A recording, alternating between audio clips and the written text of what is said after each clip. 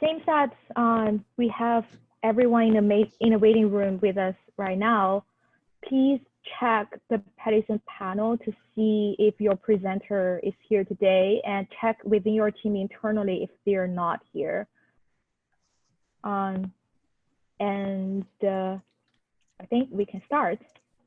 So welcome everyone. Welcome to Track B's final presentation. I know all of you have been making great progress, have been making great efforts into this presentation, and I hope it goes well. Again, if you have questions, please give me a direct message in the Slack. I might not be able to respond right away, but I'll try my best. So the prompt for Track B is strengthening referral system. Could we go to the next slide? Yeah, so as most of you have read this, the most vulnerable populations across Africa live very far from university level teaching, hospitals, and people visit the health post closest to their home and rely on staff there to gain access to higher levels of advanced care as needed. So the question is, how can we help communities identify where they should go first if they experience symptoms of COVID-19, especially in countries without national ambulance systems? And how can we ensure safe, efficient referral system in the context of COVID-19 between public and private facilities in both rural and urban areas? So let's quickly review the judging criteria. Again, the judges will make their judgments based on the impact, the innovation, the implementation, as well as the presentation today. And then let's move on to the next slide. And welcome the track judges here. Sorry, we don't have pictures for Lauren today because there is a last minute change for judges. But for now, the judges, could you please briefly introduce yourself based on the order on the page here? Thank you. Hello, everyone. My name is Shion Aladesami. I work with Clinton Health Access Initiative. I'm the Global Associate Program Director for Maternal and Newborn Health. I work overseeing a few countries in Africa, Zambia, Uganda, Ethiopia, South Africa, the city. I'm also the co-founder of Broad Impact Consulting.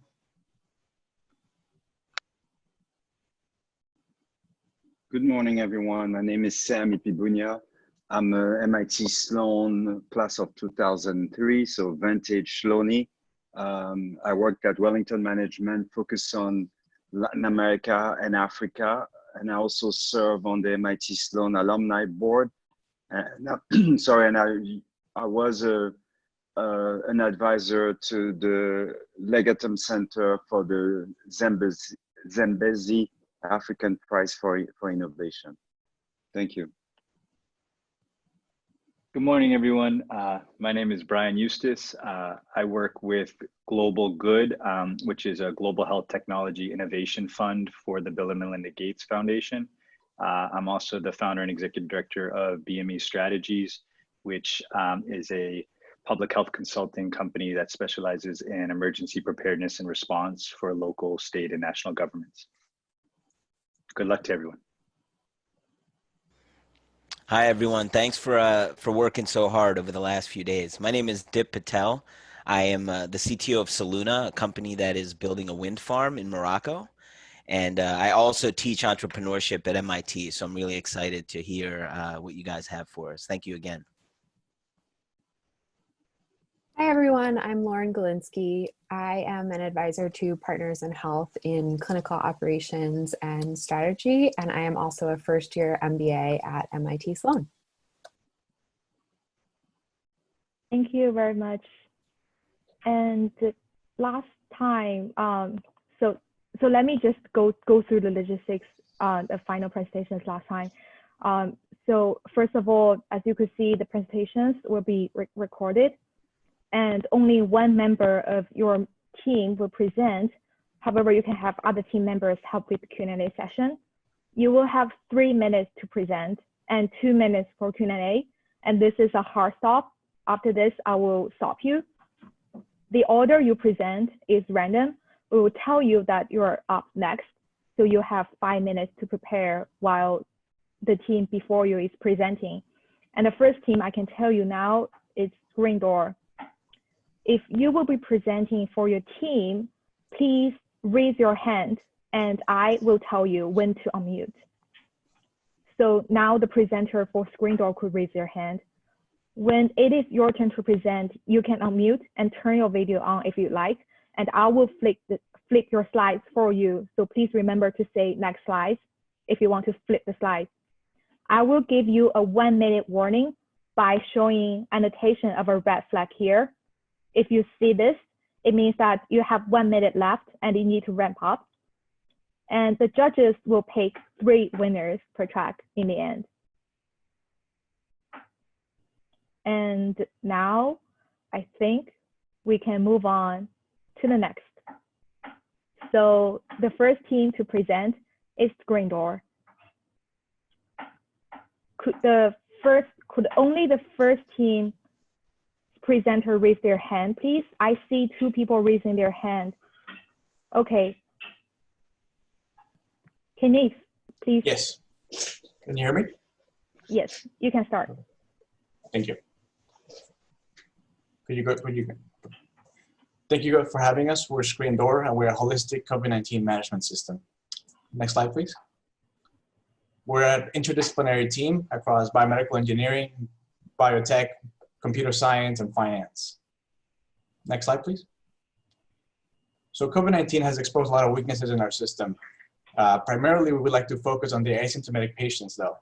We believe they account for about 86% of cases, even though they go untracked. Regardless, is a majority that is leading to the transmission of this disease, and is only exacerbated by the condition that you see here on this slide. Primarily availability of test kits. When you look at antibody testing, you're getting into 85% of a probability of getting a false positive. Facility shortages, medical staff, and PPE shortages as well. And we believe we can help. Next slide, please.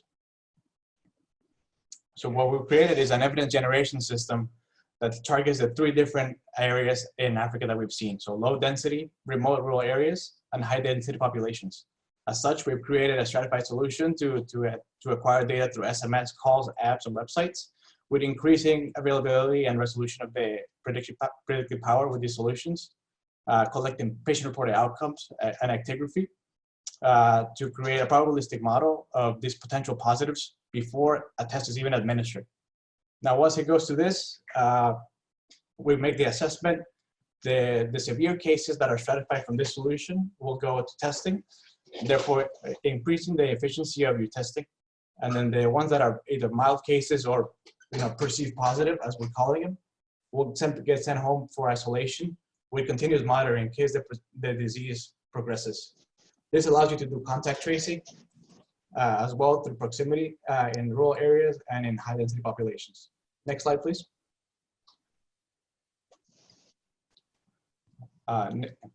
So we have 2 offerings. We have Screen Door Touch, which is what we developed, and we'll show you a demo of this. It's a mobile application that has informed consent, profile settings, actigraphy, so you can get your SpO2, your pulse, and as well as the patient-reported outcomes that would help you make the determination.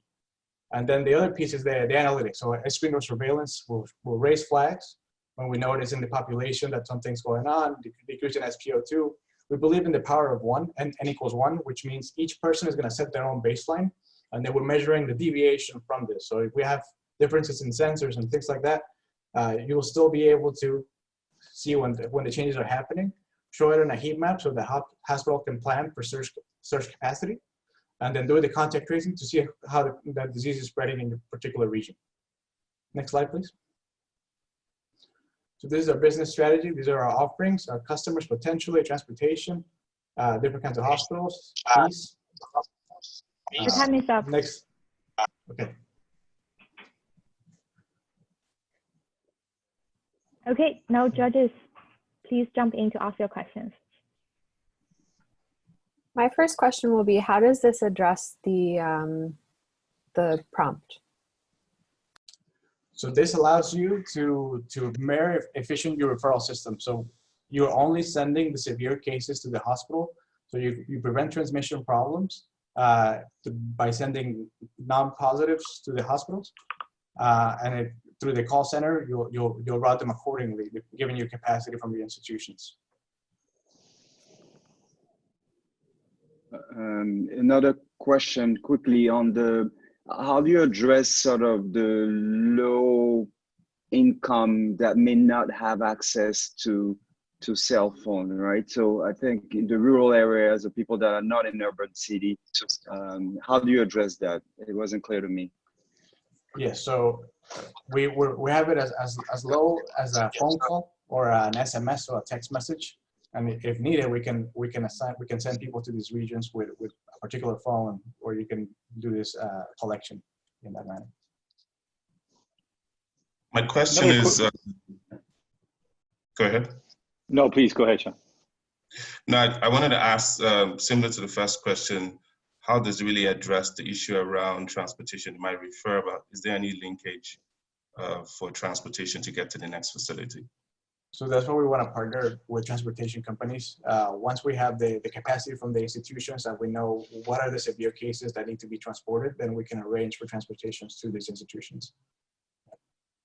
You mentioned that this is based on the premise that the 80, I think you said 86% of patients with COVID are asymptomatic, and I've seen studies ranging from 17% to 50%, and I'm curious where you got 86 from. So it was a presentation from Colombia a couple days ago that gave these numbers. Regardless, we're seeing a lot of we're seeing cases with hypoxia, even though you have asymptomatic cases. And sorry, team, your time's up. Let's move on to the next session, please.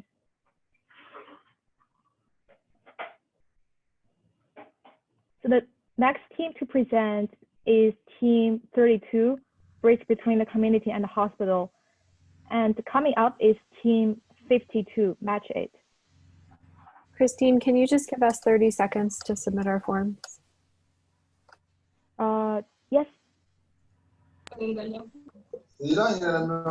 said the last one was 32?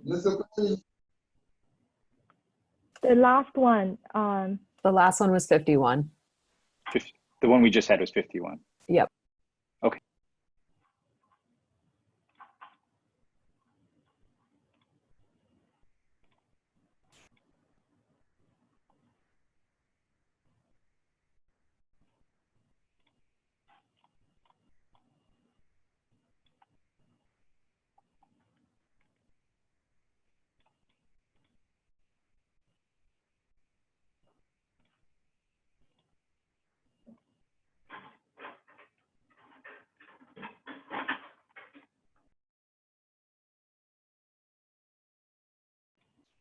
Okay, I think we need to move on.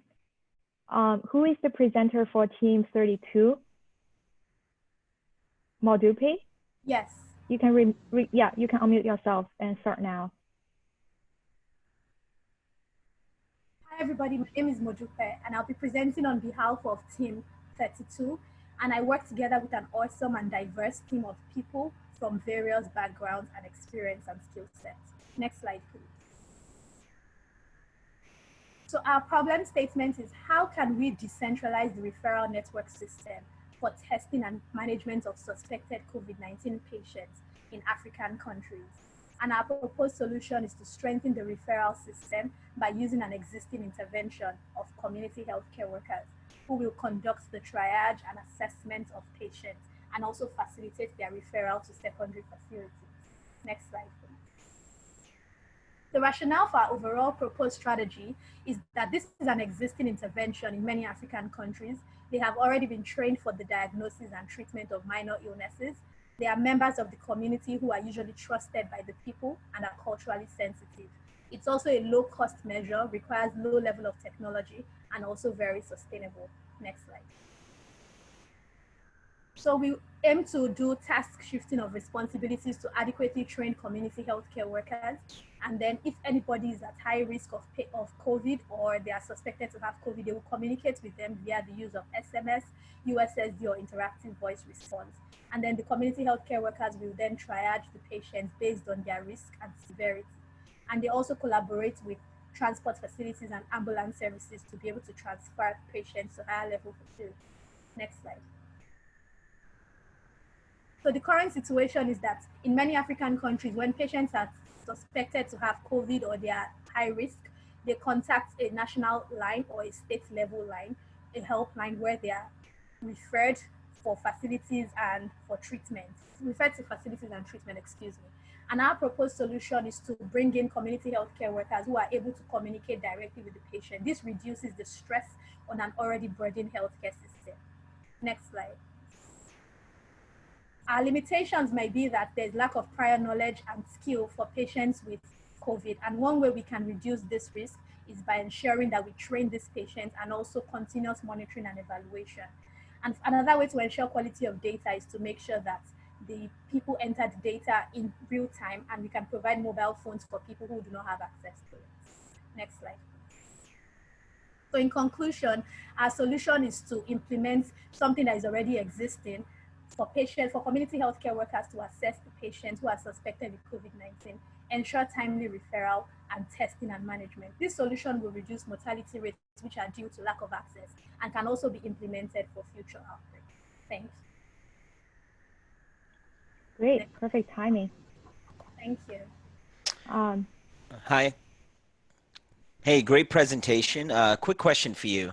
I'm still confused what your exact solution is. Are you going to be training them? Are you going to be working with the hospitals to introduce them into the supply chain of patients? You know, could you just elaborate a little more there? Sure. So they are already existing. They already provide care for basic healthcare services. So what we will be doing is to work together with the Ministry of Health and the Center for Disease Control to train them to be able to conduct risk assessment of patients with COVID, to be able to identify symptoms and to be able to triage patients, so that all patients do not have to call one central health line. They can just talk directly with their community members.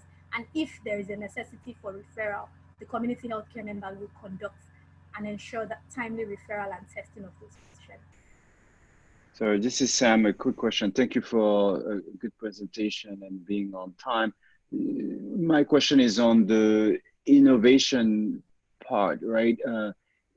It seems like you are rightfully relying on existing platform and processes. What's unique about your solution and why people haven't done it in the past? Thank you for your comments and your feedback. I think what is unique about our solution is the fact that the patients are able to communicate directly with the community healthcare workers using the USSD or the SMS. Right now, what they do is that they have to go to the healthcare center, but looking at the nature of COVID-19, which is an infectious disease, it's safer for them to be in their house and then communicate directly with these healthcare workers who will then assess who needs to come to a healthcare facility. So I think that's one unique selling point for our intervention, and the fact that there will be continuous monitoring and evaluation of this intervention will make it very unique. Just on that last part, you mentioned in your new workflow that if they do not have severe patients, the community health worker would follow up on them. What does that look like? So for patients with mild symptoms and those who are asymptomatic, they will just ensure continuous monitoring of the patient. Our time is up. Sorry.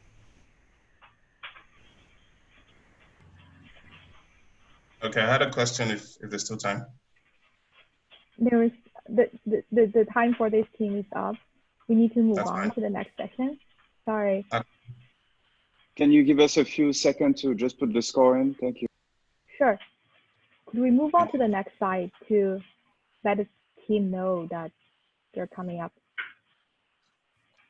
Could you just remind me of the number again? Is this 52? You sure? No, the second team This was 32. 32. Thank you.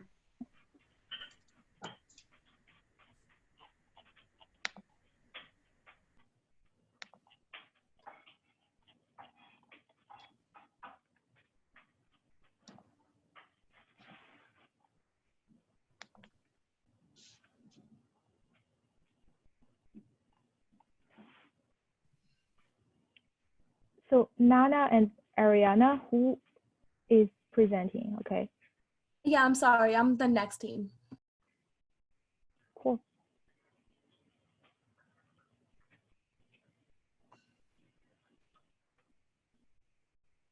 So yes, let's move on to the next team. Hi everyone, my name is Nana and I'm with matchlt. Next slide. Okay, next slide. Okay, so the problem in Africa right now is that due to the lockdown measures placed, it's very difficult for equipment to be procured to health facilities. And it's also difficult for innovative local vendors to present their innovations that could also actually help slow down the spread of the pandemic in their locality. Next slide, please. So our solution is to develop an integrated system called the Watchtower, in which we connect government, health facilities, and local vendors. And we also expect the platform to operate on a per country basis. So one part to that is the Watchtower community platform, where vendors and health facilities can sign up and upload data. So for example, vendors could upload inventory details, items that they sell and the prices, quantities, and health facilities could also make requests for specific equipment that they need in their facilities. There are also additional data that would be used in an algorithm I'll describe later.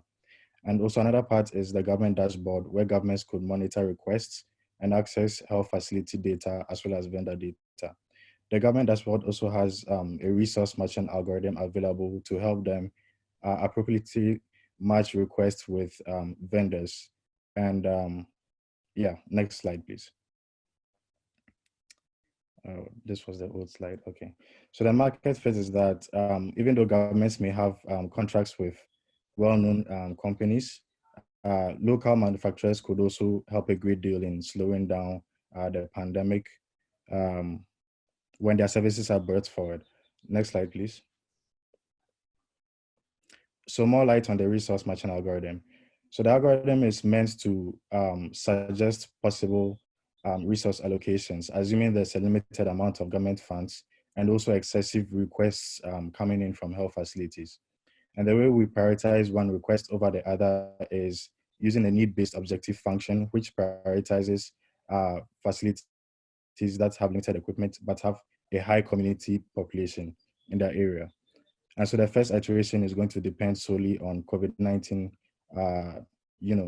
relevant parameters. Next slide, please. So right now we've basically implemented 80% of the platform, and we estimate that in 8 days would be set for version 1 release. Next slide, please. Next.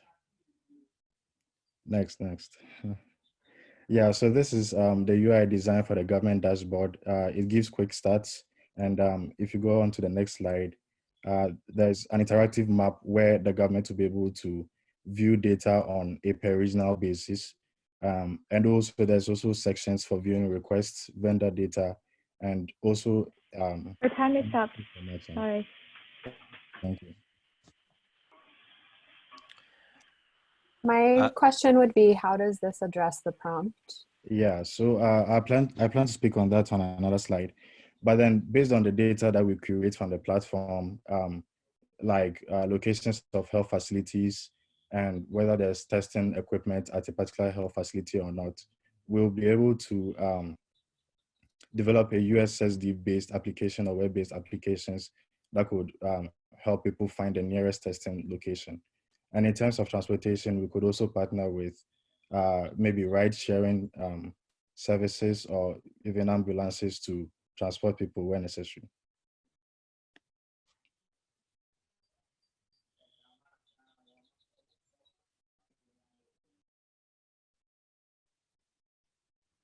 I have a question for you. Sorry. Well. All right. The question I have is, for this initial platform, it seems like you're biting off a lot, right? Yeah. What is the first thing that you're going to do to make an impact next week, right? Because with COVID, you have to start making moves fast. Yeah. Okay. So the first part would be to communicate with the health ministry for at least one country. So I'm from Ghana, and I have friends and connections who could help with that. So we're going to communicate with these ministries, help them set up their platforms, which we actually expect to be very minimal in, to be a very minimal process. And then the next thing we could do is to encourage advertisements for the community platform and encourage health facilities to sign up, as well as vendors, which actually vendors who produce equipment to also sign up and then list their information onto the platform. Sorry, quick question. Where are you in the development of this system or your algorithm? Yeah, so right now we've actually designed our objective function. All right, team, your time is up. Oh boy.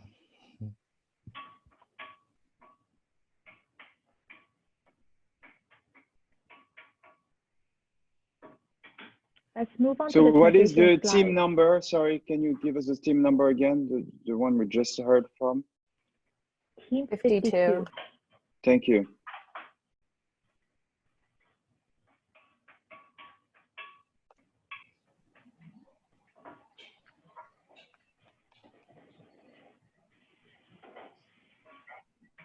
Sorry, this one that just spoke is team 28, no?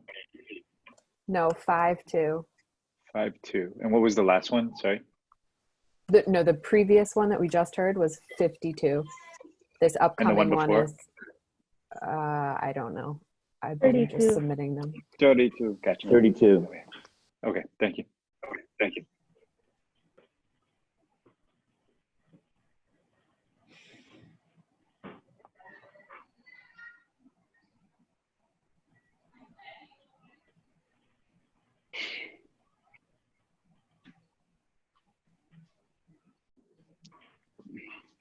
Yeah.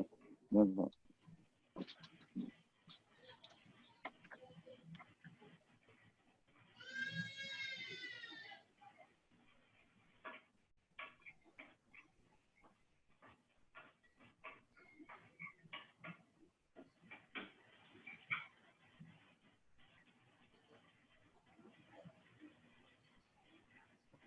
Judges, are we good for the form? Yes, we are. Great. So team 28, Connecting Africa. Please present. Hi, my name is Ariana Khan. I'm presenting on a community-based risk stratification approach to managing the COVID-19 pandemic. The solution was made by Team Connecting Africa. Next slide, please. COVID-19 is not in its later stages in Africa yet, and keeping that in mind, we identified the following healthcare challenges. Africa has a low case identification rate with overburdened health infrastructure and healthcare gap between communities and health facilities.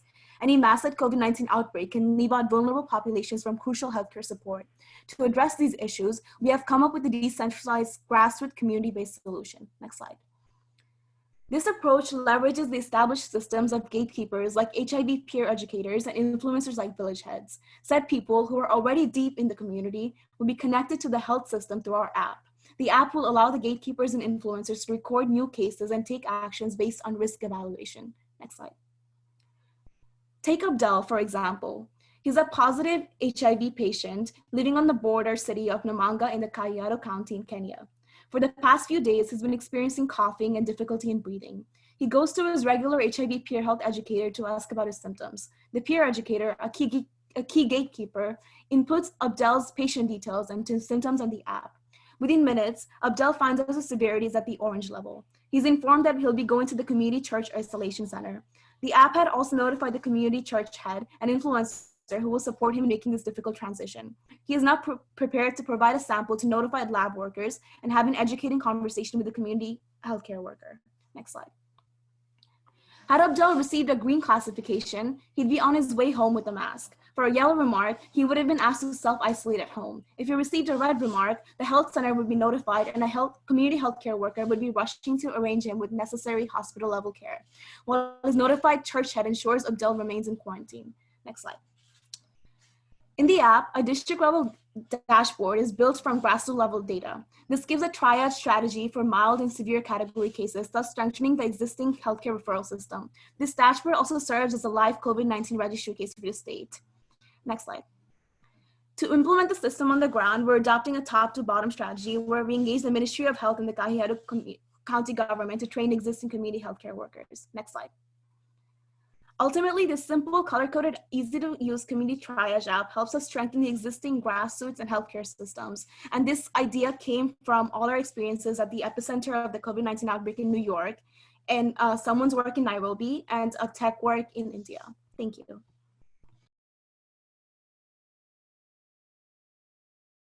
Hi, Shion here. Great presentation. I wanted to ask just a few questions. One is, does the app work with the internet, and how would it work in areas where there's poor internet? And also the CADA, the educational qualification of the graduate workers. That's actually one of the first issues that we brainstormed, and we read up on a 2016 study that said that there were 2G networks and many people in places like Kenya already have smartphones. So we leverage what people already have in these communities. And even if they don't, we use community health centers or makeshift camps that we provide with smartphone devices that have the app, so that community healthcare workers and other people have access to that. Thank you. We are also trying to implement SMS and IVR technology into the system. Can you talk a little bit about how you would start building partnerships? Where would you start? There's a lot of different players involved that you mentioned. I'll take this up. So for building partnerships, we would like to approach two key communities. That would be the government-based system that exists in East African communities like the Ministry of Health and the county governments. And we would also like to involve partner organizations such as NGOs like AMREF and Red Cross that has an army of immunizers and ground level workers within the community. So those are the people we're trying to leverage and add to our program so that we can have more grassroots workers and reach deeper into the community.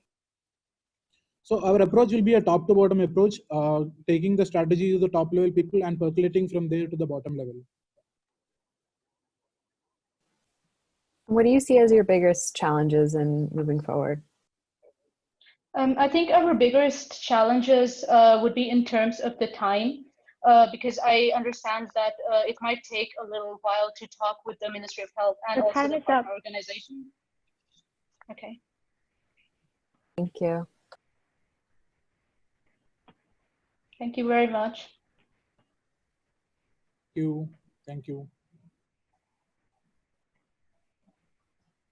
Judges, just give me a thumb up if you finish the form.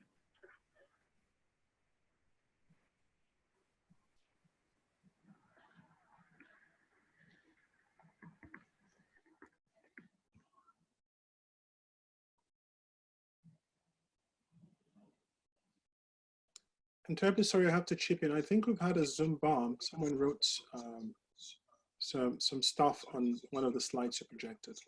Yeah, I'm sorry for that. We're looking into that.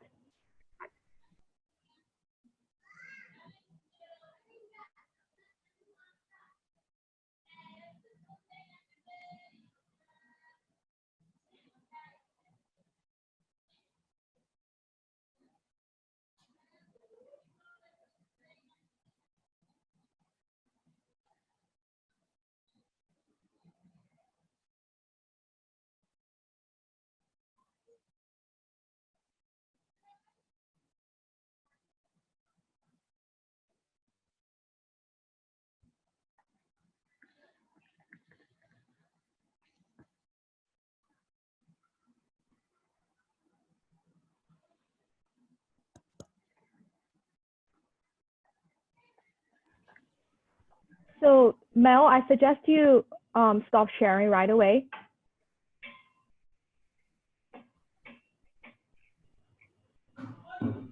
Just to confirm, this is team 48 that's gonna go, right? Yes. Yes. Mel, could you stop sharing? Yes. Yes.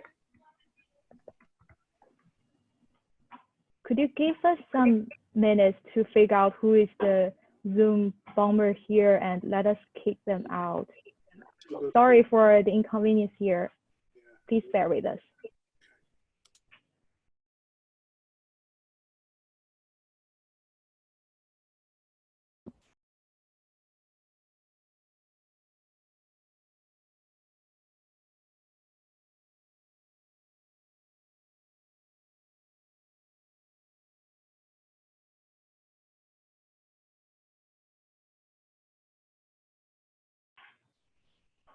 So just want to check like is Solly Maillard in any of your team? Let me know. Just put it in the chat.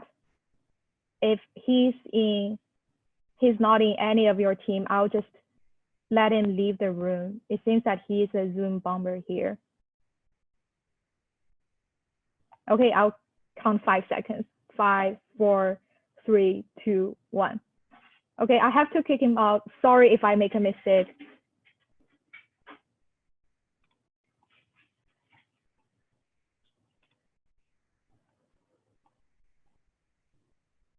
All right, I think we're back on track now. Mel, could you share your screen again?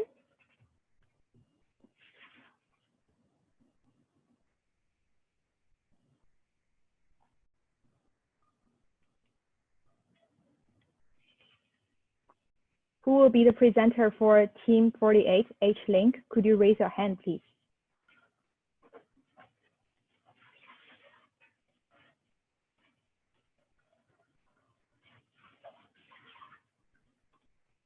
Oh, it seems that people have trouble raising their hand.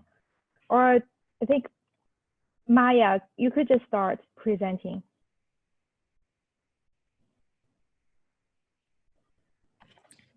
Oh, I think the Zoom bomber is back.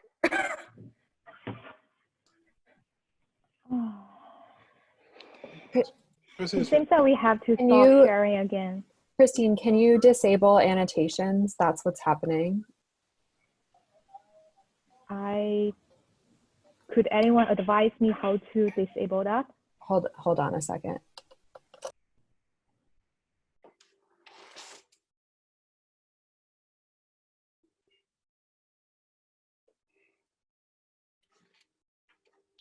Is that in the presenter settings only? Or the one who's sharing the screen? Yeah, Mel, it seems that you need to disable annotation setting from your side.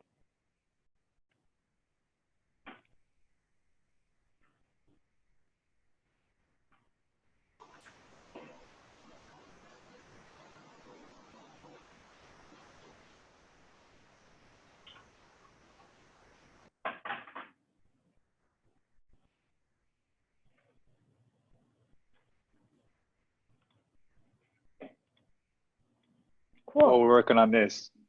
All right, it should be all set. Okay.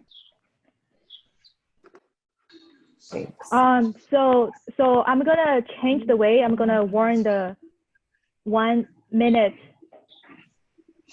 timing. So I'm gonna just use here. Please pay attention to my screen here for the 1 minute warning, and I will also just stop you if you run out of the 3 minutes.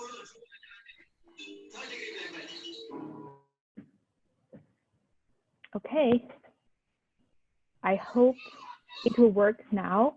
And please let me know if you, by any chance, find out who is the Zoom bomber, and I will make sure we can kick out the right person this time.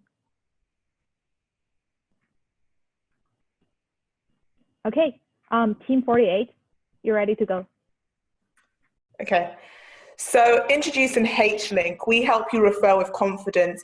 As you can see, we have a great team behind us from representing a series of countries across Africa. In fact, we even have a medical doctor working in Nigeria as we speak who's on our team. Next slide. So let's talk about the problem. Andrew is a young man in Lagos. He goes to his community health liaison who says that he needs to go and have certain tests. The community health liaison recommends that he goes to a certain hospital. Andrew goes only to find out that they can't help him. They don't have the capacity to help him. So Andrew has to go from place to place, getting nowhere, being turned away at each point. Next slide. So the real problem here is that poor referral networks cause patients to go to the wrong healthcare facilities, resulting in delayed treatments, hospital overload, and greater disease spread. And this disproportionately impacts low-income patients. Next slide. So I want to draw your attention to one figure in particular. It is actually a significant issue. From our research, we found that in Nigeria alone, 75% of people self-refer to the wrong place. Next slide. So moving on to our solution, HLink.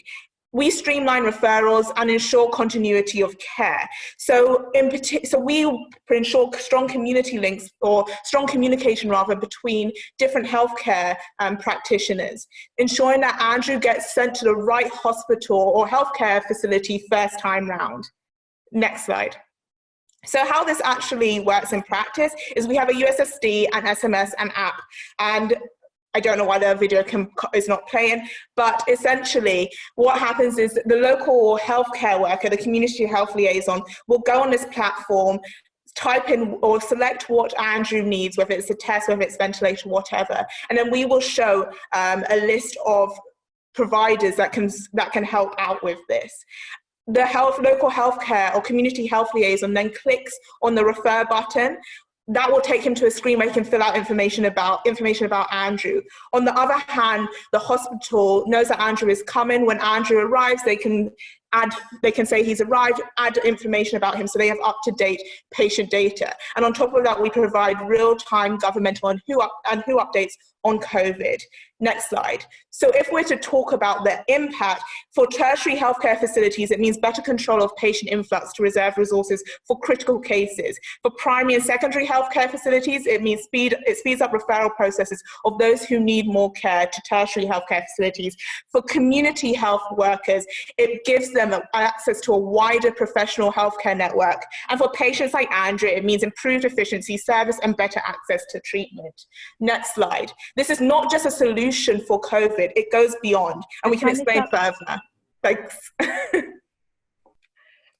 Thank you. I have two questions. One, how do patients actually physically get to the facilities? And then my second question is, how do facilities get linked up with your app? So I'll start backwards. So the second question is how facilities get linked up with the app. So at the moment, we're exploring the different partnership options, but one would, of course, be partnering with the government who control the public healthcare facilities. But at the same time, we've decided to test, or for the test pilot to launch in Lagos, in a particular region or area called Macau. Sorry if you're Nigerian and I pronounce that incorrectly.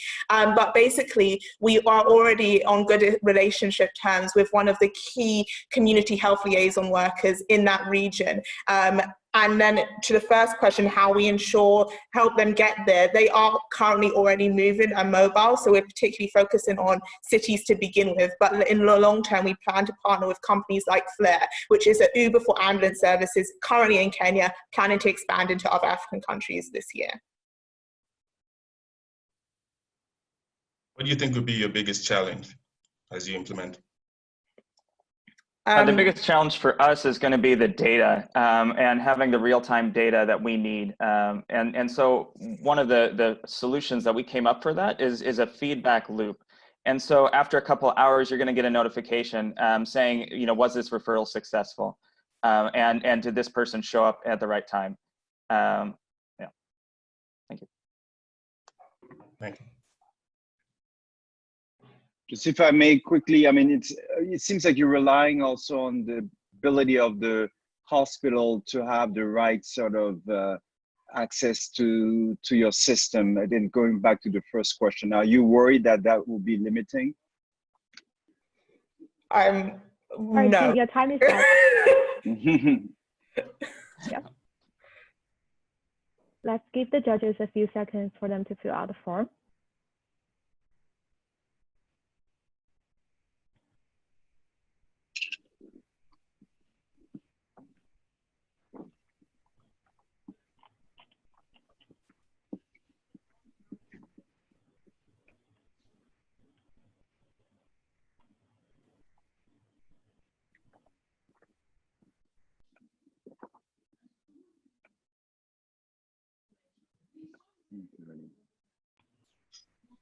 Just a reminder, the team who just presented are team 48, HLink.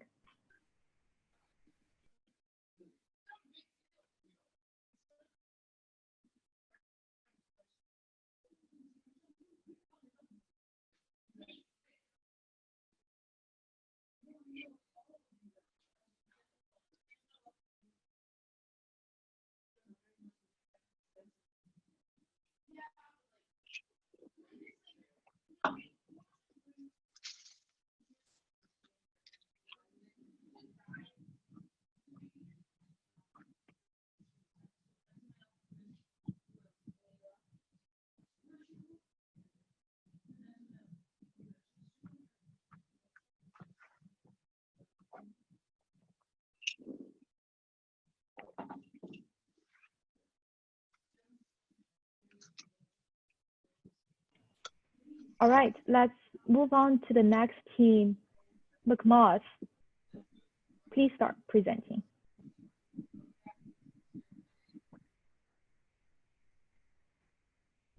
Hello, Mahmoud Mirutan speaking. Speaking on behalf of Team METS. METS is Medical Emergency Transport System or support. METS is Medical Emergency Transport System stroke support. My team in representation is from, they are from different backgrounds of experience and professional professional backgrounds. Well, the thing is, next slide. The thing is regarding what we see in Africa now, if you ever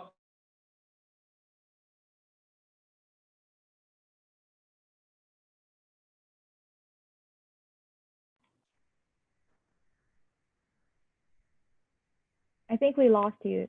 Is it just me? No, yeah, from my end too, we lost. In that case, let's wait for another 5 seconds and we can move on to the next team. Look, ambulances are few. Our ambulances are few, and then they're poorly coordinated, and yet we have redundancy of private-owned vehicles, automotives. Next slide.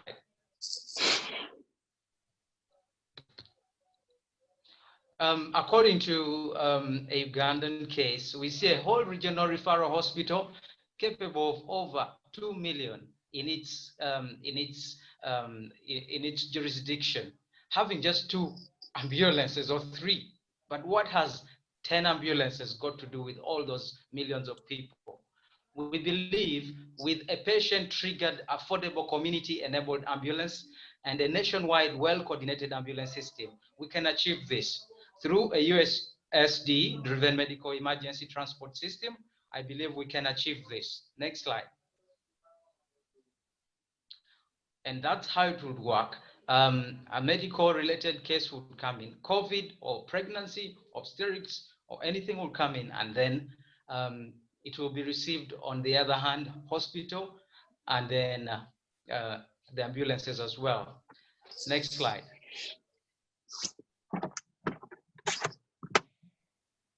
We believe our target can be the public hospitals and private hospitals. The beneficiaries will be the vehicle owners, community people, visitors or tourists alike. Next slide.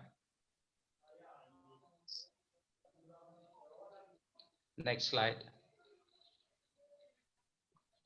Thank you very much. So I have a question. Can you talk just a little bit about the types of ambulances? It looks like from your photos, you're not talking about, you're kind of talking about some kind of hybrid ambulance. Could you just explain exactly what type of ambulances you're talking about? Well, I'm talking about an ambulance system that can utilize the very few available ambulances, as well as privately owned automobiles, like motorcycles, like cars, in such a way that a case in time in Uganda, for example, there are intern students, medical students, plus some experts who were unable to go to the hospital to work on patients, to carry on their duties. So because there was this lockdown and there's no way even private means would be involved, no system whatsoever, you find that not only COVID, yes, COVID-related emergencies, but also say pregnancy, accidents are really, really ignored. Great. I lost a bit of your presentation, so I'm sorry if you answered this, but I have a question. If you're allowing private citizens to transport patients, Are you training these citizens to avoid getting them infected or becoming infection hubs of their own? Or how are you able to create, you know, the diligence that you need to transport somebody who's sick, I guess, in a private citizen, if I understand what you're doing correctly? And by the way, Yeah, thank you sure. for your presentation. You're welcome. Now, regarding training, I think that could be a next level something to handle. But I know the medical cases are normally. Thank you.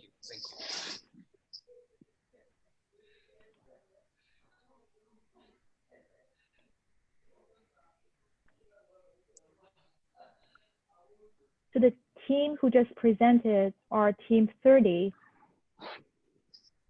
And the next team to present is team 17. And after that is team 5.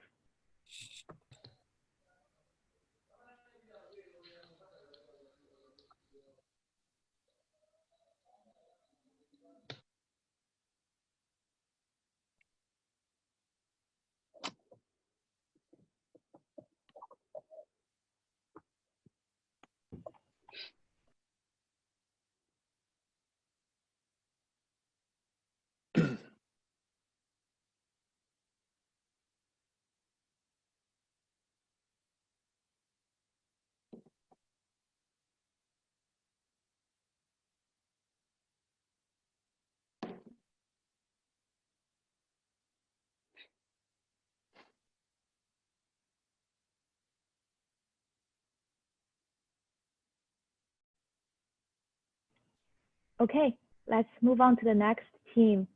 Jesse, are you going to present for your team? Yes, I am. Thanks, you can start now. Okay, thank you. You can take us to the next slide. We'd like to introduce you to some of the people that we spoke to this weekend. This is Felix. He's an ambulance driver who helped us understand that ambulances transport much more than patients. Felix transports specimens to labs. He picks up drugs from pharmacies, and he even takes nurses and doctors to rural clinics when necessary. And this is Ruth. She's a nurse in Malawi. She told us that on 3 separate occasions last month, she used public transportation to personally carry specimens from a hospital to a laboratory because no hospital transport was available. Next slide. The problem that we see is that ambulances are busy, and busy ambulances cause delays in the COVID testing process. Next slide. The solution that we see is simple. We want to build a network of third-party logistics providers which can supplement in-house logistics solutions of hospitals. Next slide. There's really no need to reinvent the wheel. There are a large number of fully functioning delivery services and third-party logistics services that are transporting parcels from one location to the next. This pre-existing infrastructure can be reorganized and coordinated to solve part of this referral process problem. One example, private sector services in Nigeria increased TB specimen transport by 38% in one study. Next slide.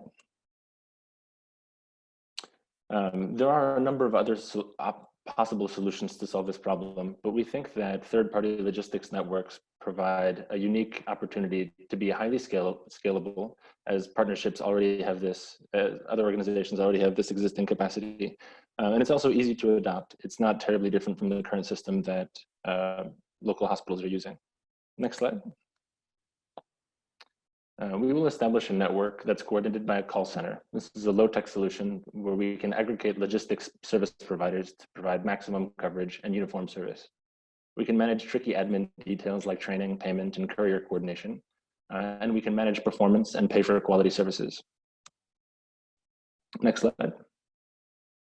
The typical process of our specimen delivery: hospitals will prepare a sample. They'll call a dispatcher. Dispatchers will send drivers to hospitals, which will take those specimens to laboratories. Efficient delivery with no delay and no need to compete with existing priorities for ambulances. Next slide. In our execution plan, we would start with a market assessment, do some beta testing, scale our system, and finalize by optimizing with data. Next slide. We think that this could make hospitals more efficient with shorter testing, turnaround times, better use of isolation rooms, and ambulances can be used for critical patient transfers. Thank you. Hi, thank you for the presentation. That was great. The question I have is, have you considered partnering with the 3PL, or if not, and you're just going to become the dispatch agency, how do you handle like the insurance? Make sure your drivers aren't, going to destroy whatever it is they're transporting. Yeah, so this is a partnership model with 3PL, and so they would retain the liability, and we would just be helping to coordinate services for the particular health sector.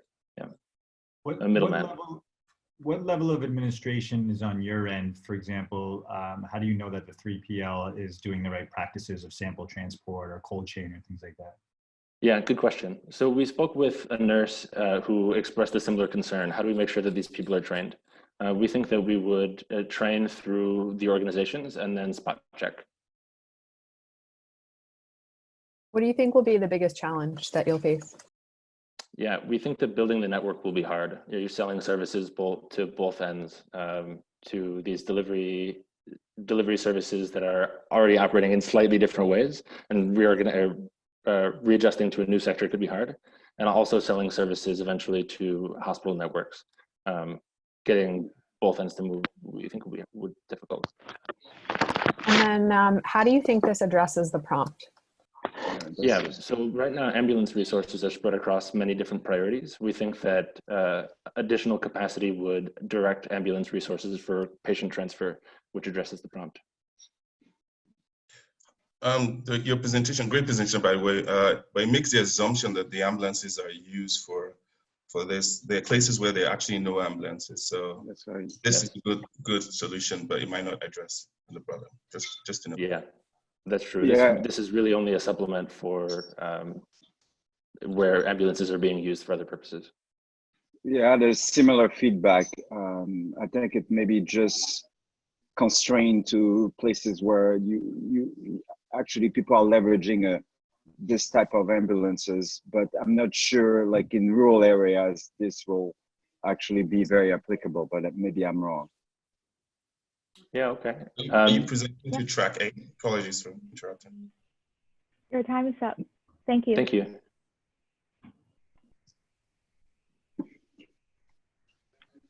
So the team who just presented are team 17. And the next team would be team 5. And right after that, it would be team 47.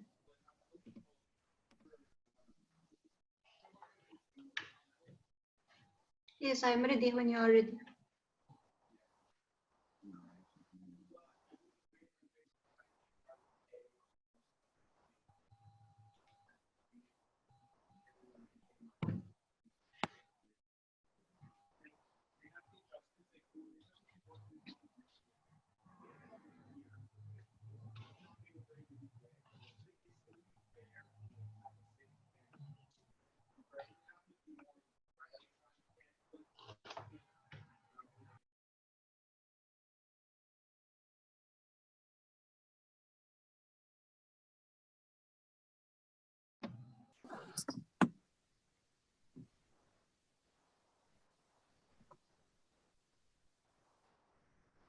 Okay, could the presenter for team 5 raise their hand, please? Yes, I am here. Yes, please start presenting now.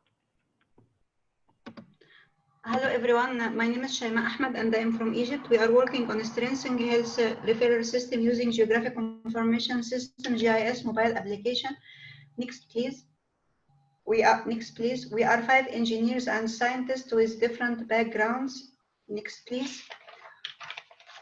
Millions of Africans live in remote areas, or like myself, I have a family living in a village far away from health facilities. They find difficulties to access health care, and there are lack of ambulances in remote areas. Next, please. So the healthcare situation in Africa is being affected negatively by COVID-19. There are around 52 African countries that have patients. Next, please. So we propose A solution that focus on patients' needs uses GIS mobile technology to find the nearest health facility that can provide health care for COVID-19 patients. Whether this is a private or public health facility, the application will enable patients who have COVID-19 symptoms to contact the nearest hospital and to ask for diagnosis. After the diagnosis, and if it is confirmed that the patient has COVID-19, the application will be used to find the nearest hospital or health facility that can provide services related to this, to the severity of COVID-19, the health insurance of the patient, and the patient health history. Next, please. Patient and their families. I'm sorry, back. Patient and their families have the possibility to give feedback about any shortage in medicine or lack of beds. In addition, GIS application will be used to link patients with non-formal transportation means such as tuk-tuk, taxi, microbus that can take patient to the hospital. This is an integrated solution that focuses on African communities and uses their native languages. It also can help the government to learn more about the disease, its hotspots, needs of patients, and improve health services for COVID-19 patients. Corporates will help in preparing local transportation, taxi and tuk-tuk, microbus to suit COVID-19. This could be done through CSR. Next, please.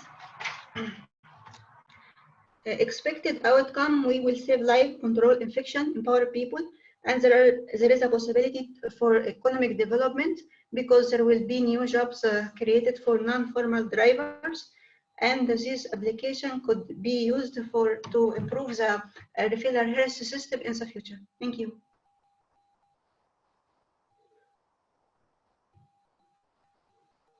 Thank you. I have a question. You said that the app will help patients find the nearest public or private facility that can provide services.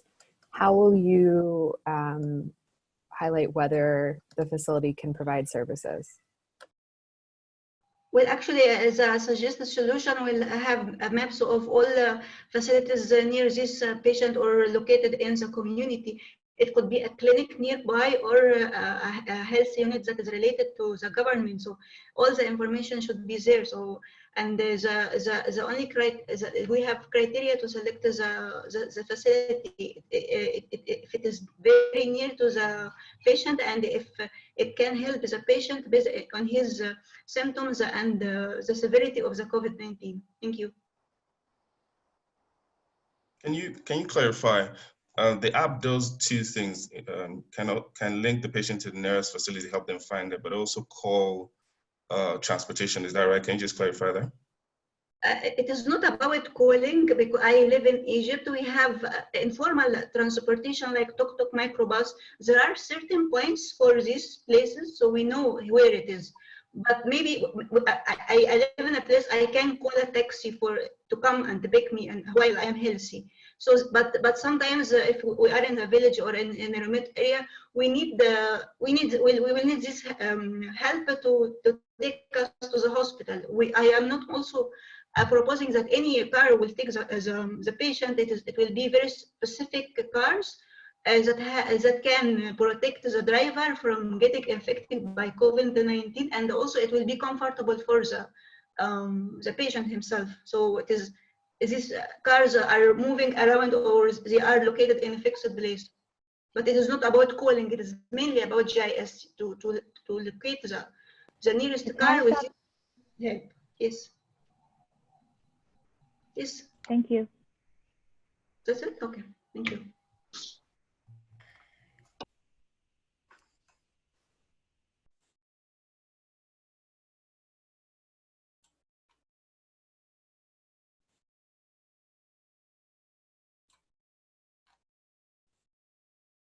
So the team who just presented are team number 5. The next team is team 47, and after that, it will be team number 3.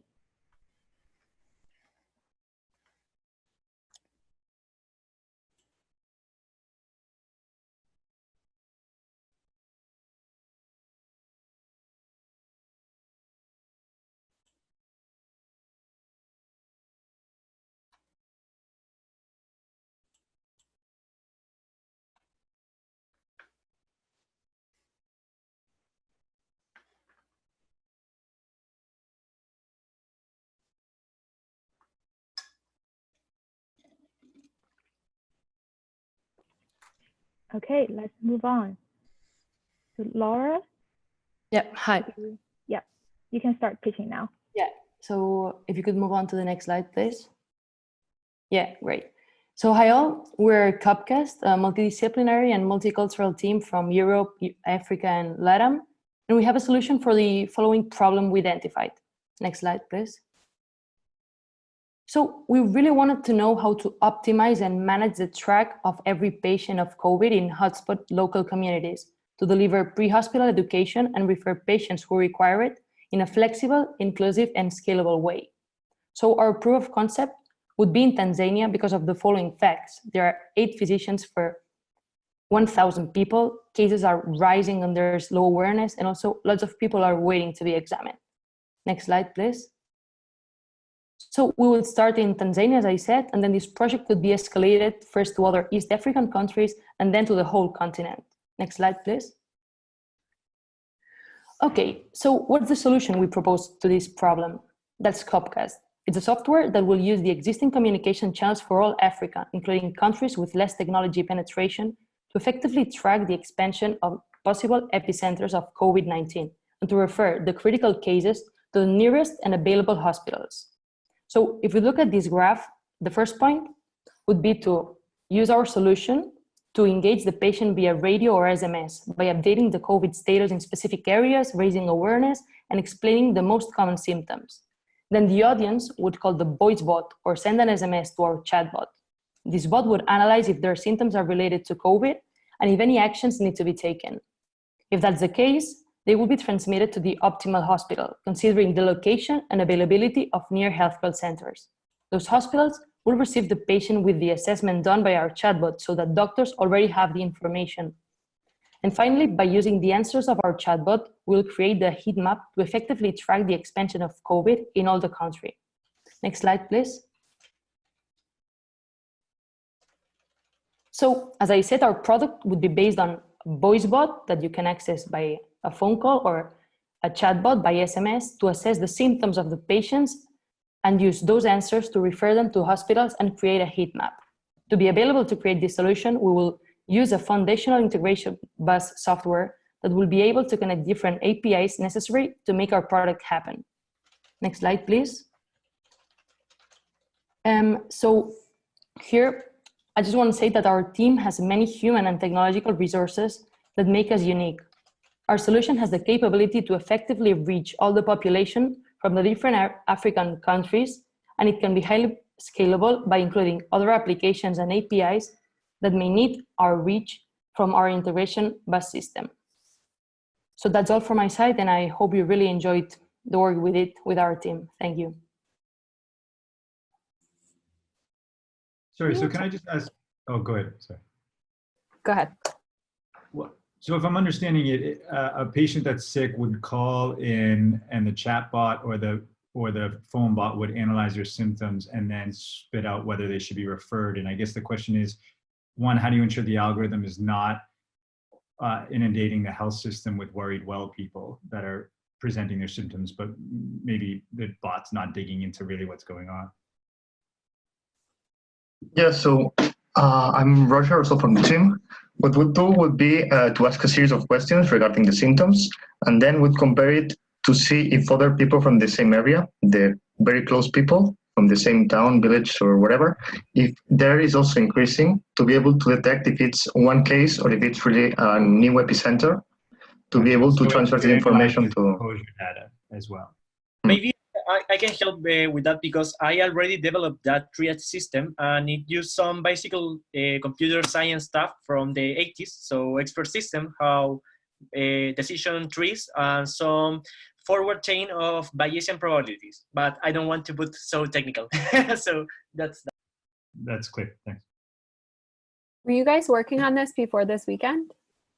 Yes, well, we developed the idea of the integration bus. So we contact some people from InterSystems and they are giving us Iris, that is the software. So then, for example, we can integrate all the apps or APIs that a lot of people have present here. So it's based on interoperability systems like HL7 and FHIR. So yeah, so The thing was that the idea of the reaching radio, SMS, all the part about the heat map was new from this weekend. And when Benjamin contacted us, he contacted us with the previous solution he was using, and then we tried to integrate both solutions to develop this. Okay, great. So quickly, just what is at this stage the biggest obstacle or challenge for you guys? I think that here we have to work more on how we transfer. Sorry, team, your time is up. Sorry. Thanks a lot.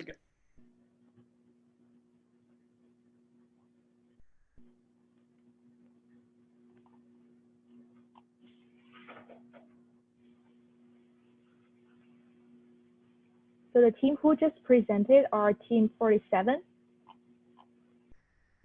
The next team is team 3. And after that, it'll be team 50.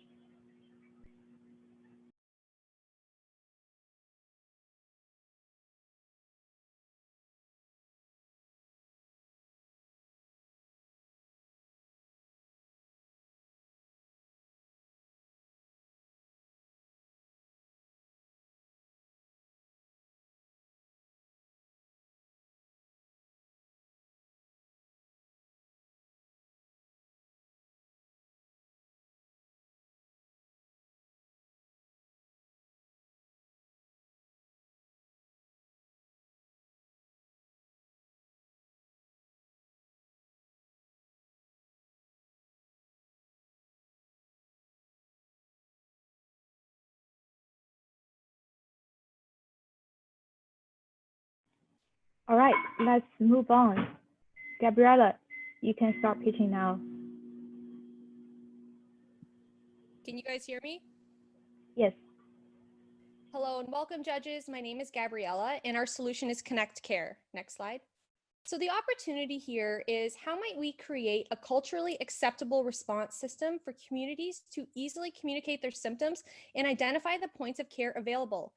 At the moment, when an African individual experiences symptoms, they travel to the nearest health post and then they may be referred to another facility who may refer them to another. These journeys create multiple points of contact, potentially spreading the virus. It's time intensive, it's exhausting, and it's anxiety inducing. Next slide. Our solution is Connect Care, and it leverages existing referral frameworks, infrastructure, and government collaboration to create an automated multi-channel communication platform for users to easily communicate their symptoms and get directed to an appropriate treatment center. Next slide. So let's meet Blessing. Blessing's our persona. She's a widowed mother of 3. She speaks Yoruba and she has a cell phone. Blessing has COVID-19 symptoms, but she doesn't know if she should see a doctor. So let's see how Connect Care can help her. Next slide. The best way to spread Connect Care is through community health workers who already have relationships with African communities. So looking at number 1, once Blessing's informed of Connect Care, she's going to access it through either WhatsApp, SMS, or a cellular call. Then on to number 2, Blessing's going to go through the COVID-19 digital triage, which is an automated survey. Then to number 3, centers will be then listed based on Blessing's symptoms from the survey, her location, and the nearby facility capacity from her Geographical Information System. Once she selects a center, she's added to the facility's prioritization queue and given a digital referral slip in step 4. And finally, our system maps all this information on a geographical information system to identify surges of cases. Finally, this curved arrow at the top is just showing how Connect Care connects healthcare centers with community workers to follow up with no-show patients and ensure all are cared for. Next slide. Here's what our Connect Care interface and geographic information system would look like from the user end. Next slide. And here's the interface from the hospital end. Connect Care helps medical facilities effectively deliver services by easily tracking, managing, and getting statistical insights for future use. Next slide. These are just some key stakeholder groups that we would involve with an emphasis on involving various levels of the government, which we can expand on in the Q&A. Next slide. Our solution will have tremendous impact and incremental value. Most importantly, it's going to reduce wait times and increase case identification. It's scalable for other diseases post-COVID-19. It's equitable and accounts for different communities in all languages. Next slide. Our team would like to thank you for listening. We hope to make Connect Care a reality, and we would like to open the floor to any questions. Yeah, I have one. Thank you for the presentation. It seems like you have a lot to do, right, to get this going. Like this is a big, big behemoth. So how do you actually kind of get going without all these partnerships and stakeholders and just get started quickly? One of this will be working in an African setting, and one of the things we're going to do is to get political will. There is no way you can successfully roll out any intervention in Africa without the political will of the ruling class. So that is where we take off. We also intend to cash in on existing referral systems that have worked for HIV, tuberculosis long before now, and also explore relationship with other development partners in Nigeria. This is another question. I think the reason why you see so many standalone health apps is that companies like WhatsApp or other platforms are hesitant to allow access to other companies to run their business off their platform. So how would you get around that barrier if the way you're hoping to connect with people are on those existing platforms? The best part of our intervention is that there have been similar things rolled out before in African countries. We are simply going to look into what has happened before, cashing on the existing platforms and the people who have historically rolled this out, and cause an integration between what exists and what we intend to roll out to shorten time and to also make it more effective considering what's going on with COVID-19 at the moment. Yes, and it's not limited just to WhatsApp. You can also do it via SMS services or just a call for right now. So it's a viable solution even for immediate delivery. Or even a short code. Sorry, you didn't get that, please. It's not just limited to WhatsApp. It's also viable with SMSs and calling. So hence it's viable even at this current point of time. The time's up. Christine, can you remind us of the number for this team? Sure. This is team 3.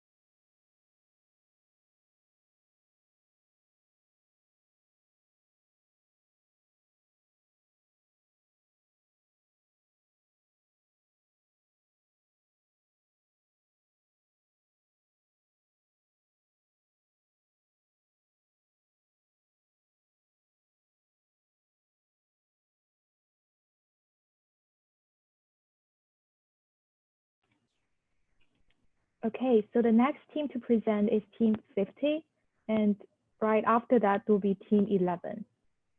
Team 50, you can present now. Thank you. Hello, everyone. Next slide. And next slide. My name is Tracy McDonald. I'm here representing Team Geo. So in our many diverse fields, we have all faced working with less than we need to fulfill our desires to help.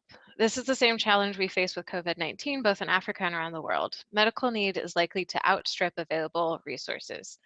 Traditionally, what do medical systems do when they need to meet needs that exceed their resources? They turn to triage, which is a system of categorizing people. While we have clear triage procedures for individuals, what does community triage look like in a pandemic? This was the inspiring question for us to optimize our referral system. We think it looks the same with constant assessment and reassessment, but with a multi-leveled approach that takes into community factors. We propose a 3-phase implementation system of a community risk categorization and SMS referral system represented by the 3 boxes on this slide, moving from top to bottom. Phase 1 would be assessment of the community. We think this would take about a week.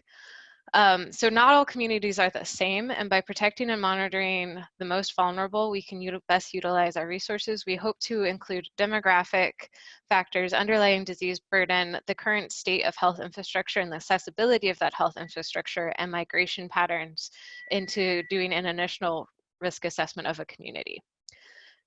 We would also like to implement immediate treatment. So this would be targeted public health interventions and the routing of additional equipment and resources to health centers that we think will be particularly vulnerable. And phase 3 would be continuous near real-time assessments directly from patients, which would be continued throughout both the epidemic and ideally into the future should there be high utility and adoption rate of this technology. So this would be the form of an SMS referral system where the user would take a quick self-assessment, receive suggested actions based off that symptoms, and then also be categorized in both a transportation and medical care queue should they have symptoms that warrant it, and then have daily follow-up until they either opt out or receive medical admissions. In addition to the users receiving medical advice, they would receive, the providers would also receive notifications of not only the patients who may have been referred to their center, but also those that had been diverted, who are waiting in the queue, and who were treated at neighboring centers. All of this information would then be fed back into the risk assessment of the community. We also hope that system could be used by healthcare providers to help treat chronic or mental illnesses that emerge during this time. Your time's up. Thank you. I like the preventative nature of this. I think it's interesting to use a community risk assessment to advance routing of supplies, but who uses that? Is this a private company offering this service to the government, or how does that actually happen? So our proposed collaborators start on the country level. As a POC, we focused on Kenya. So that would be utilizing the health ministry, specifically their HMIS system and ministry facility list. And then we hope to expand to work with larger governmental organizations, so Africa CDC, the African Union, and the WHO to branch out full coverage. So this is not considered a private solution. It would be a public option. Thanks.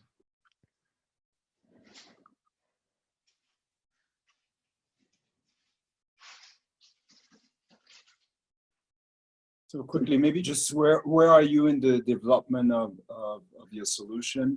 Seems to be a good concept, but where are you? Yes, so we've, and if you mind advancing the slides. So we really tried to tackle part 1, which is assessing the communities. And the major hurdle for us was we wanted to understand, please advance again and again. I'm sorry. We wanted to understand what the access was. So we looked at ability of individuals to access local health centers and how many people are supported at those centers and what the demographics of those centers are. We think a full assessment across multiple countries, because that would involve many, many data sources, likely would take about a week, depending on the amount of manpower you have. Whereas the phase 2 immediate treatment would take 2 to 3 weeks. And then obviously the continuous implementation would be ongoing, hopefully in perpetuity until a better system's found, adding features. And just to add something, our definition of vulnerability for this population was people age 65 and over. So the red areas are the ones that have more older adults. Yeah. Thank you.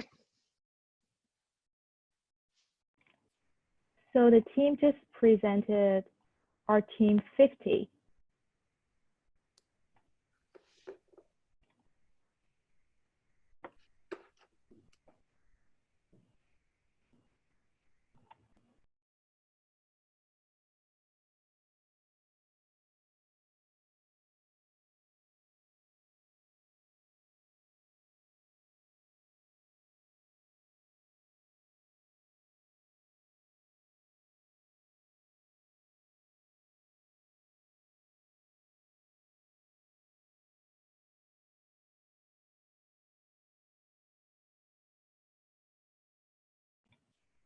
So the next team is team 11, and after that, it will be team 20. Okay. Team 11. Are you ready for us? Yes. Okay. Thank you very much. My name is James, and I'm here representing team B11 for Tandozi. As the COVID pandemic rampages across Africa, very few countries have a particularly difficult situation, like the impoverished Southern African country of Malawi. And here is why. Next slide. Malawi currently has 18.4 million people, less physicians, and less supplies. Next slide. Wrong. In the last few days, we've spoken to people on the ground in Malawi, and there are two main problems. One, lack of a widespread COVID testing system, and the other, an absence of a national referral system. Next slide. There are currently 4 referral systems on the ground that are disjointed and are informative only. They do not provide any triages as you've seen here. Next slide. So our response to this is Tandizo, which means in the local Malawian language, help. And Tandizo is basically an inclusive, effective, and efficient medical help referral system that is context relevant. Next slide. Now, here's how Tandizo works. Tandizo relies largely on push sensitization. Through the media, audiovisual facilities, religious organizations, and government that inform the population of the symptoms of COVID. If they are ill or they feel they have the symptoms, the population has 2 ways of getting into the system. One, patients can either call directly, which provides a potential for 7 million people to be onboarded. Or 2, they can get in through the assistance of 8,000 health assistants across the country who can call the operation system. Tandizo, as a system, has privacy protection and uses a triage algorithm, which then collects through an escalation system, linking up with the 200 ambulances across the country to refer patients to the nearest intermediate or major health centers. Malawi has 97% of its population made up of religious followers, which is why it is important, as you can see, to involve religious and traditional leaders. Next slide.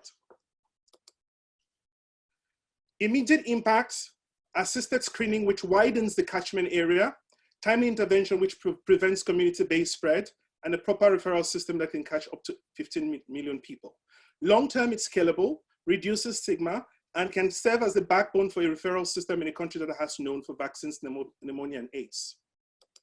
So far, next slide. Next slide, please. So far, we focus on product strategy and definition. Going forward, we want to focus on key stakeholder buy-in, and we've already had positive contacts with the government and the Minister of Gender. Then after that, we want to focus on product development, integrating our system to a 3-2-1 BIAMO service, and we've already had confirmations on the ground with BIAMO. The expectation is to launch on the 10th of June, 2020. Next slide, please. And finally, our team leverages close to 70 years of experience from people as diverse as they can be. 3 medical doctors, 1 on the ground in Nigeria, and The time is up. Thank you.